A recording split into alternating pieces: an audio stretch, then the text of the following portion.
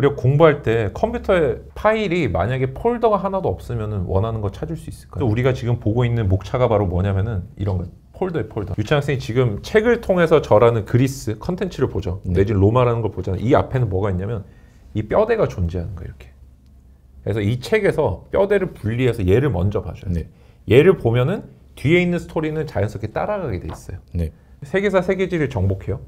그다음 국어를 같이 이제 정복을 해봐요. 비슷하니까. 그 다음에 영어를 병행해서 한 중위권 넘게 올려놓고 조금 부족한 수학을 1년 정도 잡고 따라 붙이면은 제 생각에 충분히 목표를 달성할 수 있을 것 같아요. 저는 진짜 이번 학기부터 당장 1등 할 수 있을 것 같아요. 세계사랑 세계지리는 전체적인 공부법을 제가 이제 오늘 큼직하게 설명을 드릴 거예요. 큼직하게 설명드리고 나서 이제 세부적인 것들 제가 과제를 오늘 내드리면서 끝낼 겁니다. 일단은 집에 가면은 세계사 세계지리 맨 앞에 목차가 있어요. 큰 목차 있죠. 우리가 공부할 때는 숫자를 잘 세는 게 너무너무 중요해요. 숫자를 잘 세는 게. 그러니까 사실 제가 오늘 했던 얘기들을 유찬 학생 다 기억을 할 수 있을까요? 못할 거예요. 왜냐면 이거는 음성으로 들어온 거는 기억을 못 하는데 손에 만질 수가 없잖아요. 그래서 우리가 뭔가를 항상 보고 공부하고 배울 때는 눈에 보이고 만져지고 이런 걸로 하는 게 유리해요. 자꾸 이걸 옮겨보고 머릿속으로 있잖아요. 뭔가 이렇게 블럭을 옮긴다는 어떤 느낌들이 좀 있으면 좋습니다. 그래서 우리가 어릴 때 보면 막 레고 같은 거 많이 하는 애들이 머리가 좋다 이런 얘기 하고 그러는데 논 친구들이 머리가 좋다는 게 아니라 이렇게 뭔가 그런 거를 기억을 만져보고 움직이고 이런 습관들을 그걸 통해서 체득한 사람이 되게 머리를 잘 쓸 수 있게 되는 거예요. 그러니까 내가 뭔가 생각하는 거를 만질 수 있게 생각을 시각화하는 연습을 많이 한 친구들. 근데 우리가 책에 보면 형태가 가장 시각화가 잘 돼 있는 거. 그냥 눈에 딱 만질 수 있게 돼 있는 게 전체 목차예요. 맨 앞에. 그래서 이거는 뭘 하냐면은 복사를 꼭 해주세요. 복사를. 복사를 해서 어떻게 하냐면 항상 공부할 때 펴놓고 지도처럼 펴놓고 자꾸 봐줘야 돼요. 그리고 오늘 집에 가서 좀 해줬으면 좋겠어요. 숙제는 제가 좀 이따가 밑에 내드릴게요. 미리 말씀드리고 한 번 더 확인할게요. 숙제를 뭐 하냐면은 집에 가서 딴 거 아무것도 하지 말고 그냥 전체 목차가 몇 개인지를 한번 세보세요. 몇 개인지. 우리가 지금 이거 한번 볼게요. 지금 세계사를 한번 볼게요. 세계사. 자 보면은 여기 보면은 이제 이런 게 나와요. 유럽 아메리카 지역의 역사라고 그래가지고 이제 1번이 고대 지중해 세계, 2번이 유럽 세계의 형성과 동요, 3번이 유럽 세계의 변화, 4번이 시민혁명과 산업혁명 이렇게 나온단 말이에요. 이럴 때는 내가 이걸 활자를 읽으려고 생각하지만 일단 처음에 무조건 개수를 세야 돼요. 개수를 세서 우리가 유럽 아메리카 지역의 역사라고 들었을 때 이 어떤 그림을 좀 떠올릴 수 있어야 되는데 세계 지도가 이렇게 있으면 유럽하고 아메리카 혹시 어디 있는지 알고 있어요? 유럽이 저 맨 왼쪽에 이렇게 지도를 그린 맨 왼쪽에 있고 그다음 우리나라 오른쪽에 우리나라 중심으로 하니까 그죠? 아메리카 여기 있잖아요. 그죠? 사실은 둥글게 돼 있으니까 서로 이렇게 좀 얘들이 붙어 있어요. 이렇게 붙어 있는데 이렇게 딱 두 개로 돼 있잖아요. 그죠? 원래는 실제로는 유럽 중심으로 하면 이렇게 돼 있을 거예요. 왼쪽 오른쪽 이렇게. 그 친구들을 왜 묶었는지 혹시 알고 계세요? 유럽 아메리카에서 왜 같이 하는지? 아메리카 대륙을 유럽이 발견했어요. 오, 좋아요. 너무 좋아. 이게 너무 좋은 거고. 그러니까 내가 어떤 걸 자꾸 가져야 되냐면은 자꾸 말을 하고 생각을 표현하는 습관을 자꾸 가져줘야 돼. 왜냐면은 생각하고 말하고 글쓰기 세 개는 같이 가요. 그래서 내가 말을 세련되고 멋있게 하는 뜻이 아니라 자꾸 내가 스스로 말을 해보는 습관이 있어야 되고 가장 좋은 공부법이 뭔지 아세요? 집에 가면은 어머님이나 또는 다른 내가 혼자 거울 보고 말해도 좋습니다. 좋은데 설명해보는 습관 자꾸 가져야 돼요. 유럽, 아메리카 지역의 역사에 대해서 내가 지금부터 얘기를 해볼게. 이렇게 하고 오늘 뭐 하냐면은 딴 거 하지 말고 총 4개로 구성돼 있어. 이걸 기억을 하는 거예요. 지금 총 4개였죠, 그죠? 자, 그러니까 유럽, 아메리카 지역의 역사를 묶는 이유는 유럽 사람들이 아메리카로 이주를 했기 때문이거든요, 그죠? 그래서 앵글로색슨 사람들이 이주를 한 거죠. 그래서 아메리카에 그 사람들이 있는 거고 나중에 이제 식민지였는데 독립을 하고 이런 역사들이 나올 거예요. 근데 어쨌든 보니까 1번이 뭐예요? 고대 지중해 세계. 고대 지중해. 2번이 유럽 세계의 유럽 세계 형사가 동요. 좋아요. 3번이 유럽 세계의 변화. 4번이 시민혁명과 산업혁명. 좋아요. 이때 이거를 글씨를 절대 외우면 안 되고요. 유찬 학생이 지금 어떻게 하면 제일 빨리 할 수 있냐면 당장은 느리게 느껴지겠지만은 항상 패드라든지 탭이라든지 아니면 PC라든지 구글링 하면서 공부하는 습관을 좀 들여야 돼요. 지중해가 어딘지를 알아야 돼요.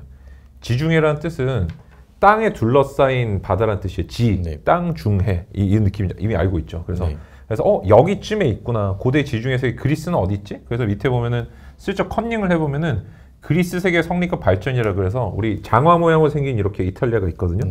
그 오른쪽에 여기 그리스가 이렇게 톡 튀어나와 있어요. 이렇게 이 그리스가 있고 거기서 이제 했고 알렉산드로스 제국과 헬레니즘 문화, 로마의 발전과 문화라고 하면은 알렉산드로스 같은 경우는 어떤 나라였지? 마케도니아거든요.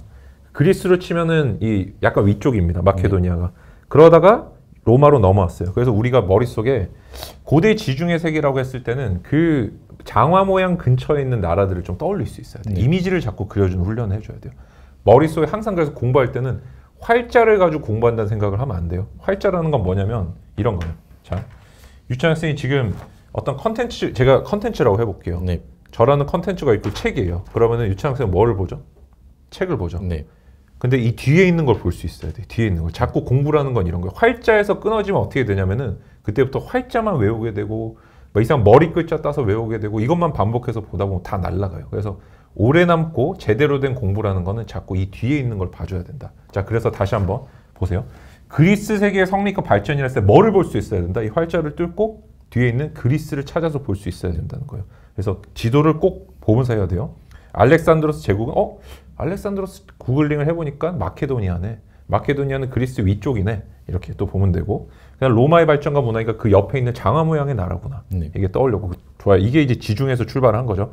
정확히는 지중해에서 위쪽에 있어요. 네. 지중해 밑쪽에는 아프리카, 이집트가 있거든요. 옛날 고대 같은 경우는. 자, 그래서 유럽 세계 형성과 동해라고 돼 있는데 2번도 이 밑에 한번 쓱 보면은 뭐뭐 나와요? 게르만족의 이동과 프랑크 왕국의 발전. 제르만, 그다음 서유럽, 비잔티움, 봉건, 르네상스 이렇게 나오니까 이때부터 이렇게 복잡해지잖아요. 네. 그래도 이때 하나씩 찾아봐야 돼요. 여기서 우리가 첫 번째 숙제가 지금 몇 개인지 세보라 그랬잖아요. 네. 그다음 옥차리다 복사를 하고 그다음에 두 번째로 해야 되는 숙제가 뭐냐면은 여기 나오는 단어들을 책을 통해서 먼저 찾아봐 줘야 돼요. 책 안에서. 그다음 두 번째 구글링.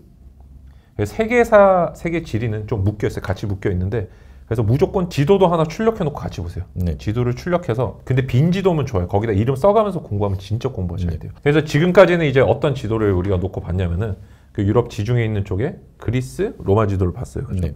그러다가 게르만족은 혹시 어디 사람들인지 아세요? 저 북쪽 사람들이거든요. 노르웨이. 네, 노르웨이, 뭐 핀란드, 스웨덴, 그다음에 독일.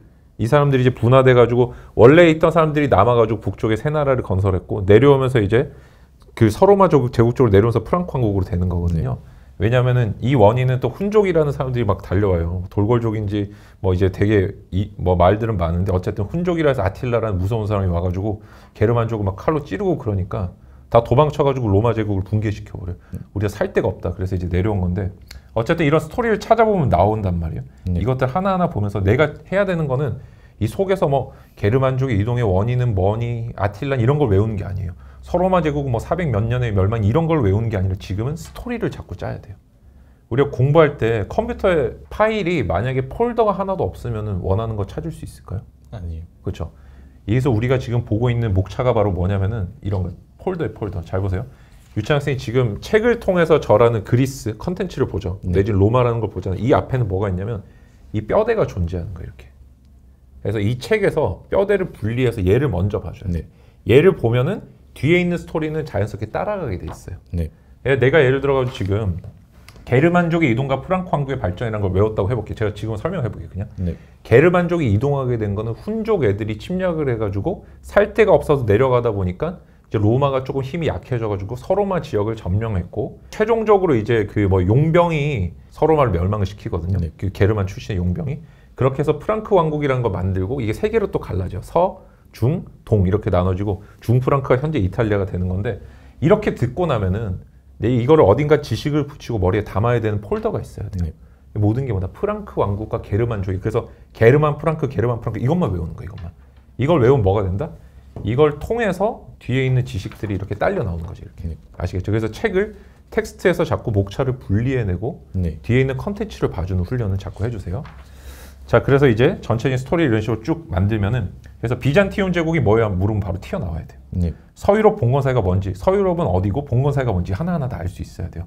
그다음에 봉건사회가 변화했을 때 어떻게 변화했는지. 그래서 지금은 그래서 퀴즈를 푼다는 느낌으로 있잖아요.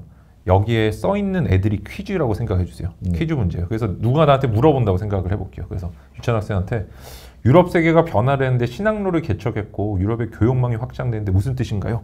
라고 물어봤다고 생각을 해보시고 그리고 오늘은 항상 내가 이거 설명하는 연습 자꾸 말로 설명하는 습관을 좀 들여주세요. 주로 공부는 어디서 하시나요? 집에서 하고 있어요. 너무 좋아요. 왜 집에서 하는 게 좋냐면은 내가 혼자서 공부하고 말로 표현해 보는 거 아웃풋이라 그래요. 네. 아웃풋 해보기에 가장 좋은 장소가 집입니다. 이렇게 어차피 주변에 어떤 유혹에 흔들리고 그럴 것 같잖아요. 게임도 안 하고 그러니까. 그래서 전체적으로 쭉 이제 만약 다 했다고 치면은 이 목차가 다 만들어졌으면은 그때부터 이제 책을 읽을 수 있게 되는 거예요. 근데 지금 제가 말씀드렸던 방법은 세계사에만 적용되는 방법이 아니라 모든 데 다 적용되는 방법이에요. 다만 유치원 학생이 조금 어려운 게 물론 영어에는 조금 적용이 안 돼. 영어는 스토리식으로 다 지문이 구성되어 있기 때문에 영어 빼고 그래서 이 방식이 세계사, 세계지리, 수학, 국어에 다 적용되는데 다만 수학은 내가 지금 봤을 때 이해가 안 될 거예요. 네. 공식 같은 게 막 수원, 수투 이런 거는 뭐 이제 수투는 안 하겠지만 수원 같은 걸 하면은 이게 뭐지라고 돼버리거든요. 네. 그래서 수학은 그렇게 하지 마시고 제가 따로 솔루션 드릴게요. 국어까지는 시도를 해봐 주세요. 그래서 세계사, 세계지리, 국어 세 개는 이 방식으로 공부를 한번 해봐 주세요.